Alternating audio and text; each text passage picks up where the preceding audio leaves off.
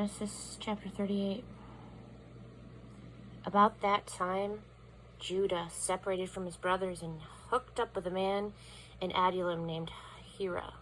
While there, Judah met the daughter of a Canaanite named Shua. He married her. They went to bed.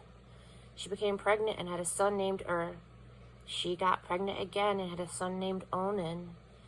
She had still another son. She named this one Shelah. They were living at Kezib when she had him. Judah got a wife for his firstborn. Her name was Tamar. But Judah's firstborn grievously offended God, and God took his life. So Judah told Onan, "Go and sleep with your brother's widow. It's the duty of a brother-in-law to keep your brother's line alive." But Onan knew that the child wouldn't be his, so whenever he slept with his brother's widow, he spilled his semen on the ground so he wouldn't produce a child for his brother. God was much offended by what he did and also took his life. So Judah stepped in and told his daughter-in-law, Tamar, "Live as a widow at home with your father until my son Shelah grows up." He was worried that Shelah would also end up dead, just like his brothers. So Tamar went to live with her father. Time passed. Judah's wife, Shua's daughter, died. When the time of mourning was over, Judah, with his friend Hira from Adullam, went to Timnah for the sheep shearing. Tamar was told, "Your father-in-law has gone to Timnah to shear his sheep." She took off her widow's clothes and put on a veil to disguise herself. She sat at the entrance to Enaim, which is on the road to Timnah. She realized by now that even though Shelah was grown up, she wasn't going to be married to him. Judah saw her and assumed that she was a prostitute, since she had veiled her face. He left the road and went over to her. He said, "Let me sleep with you." He had no idea that she was his daughter-in-law.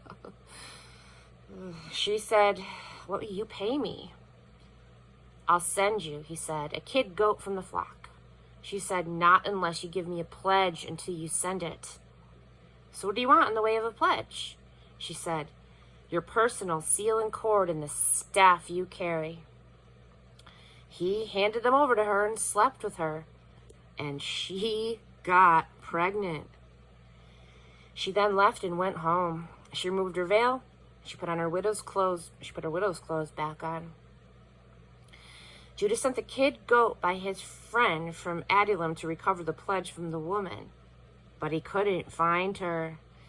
He asked the men of the place, "Where's that prostitute that used to sit by the road here near Enaim?" They said, "There has never been a prostitute here." He went back to Judah and said, "I couldn't find her. The men said that there never has been a prostitute there." Judah said, "Oh, let her have it then. If we keep looking, everyone will be poking fun at us. I kept my part of the bargain. I sent the kid goat, but you couldn't find her." 3 months or so later, Judah was told, "Your daughter-in-law has been playing the whore, and now she's a pregnant whore." Judah yelled, "Get her out here! Burn her up!" As they brought her out, she sent a message to her father-in-law. "I am pregnant by the man who owns these things. Identify them, please. Who's the owner of the seal and cord and the staff?" Judah saw that they were his. He said, "She is in the right. I am in the wrong. I wouldn't let her marry my son Shelah." He never slept with her again.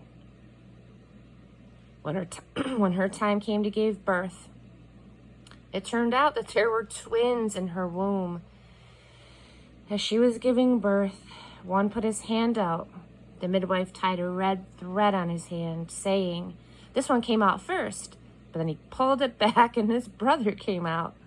She said, "Oh, a breakout."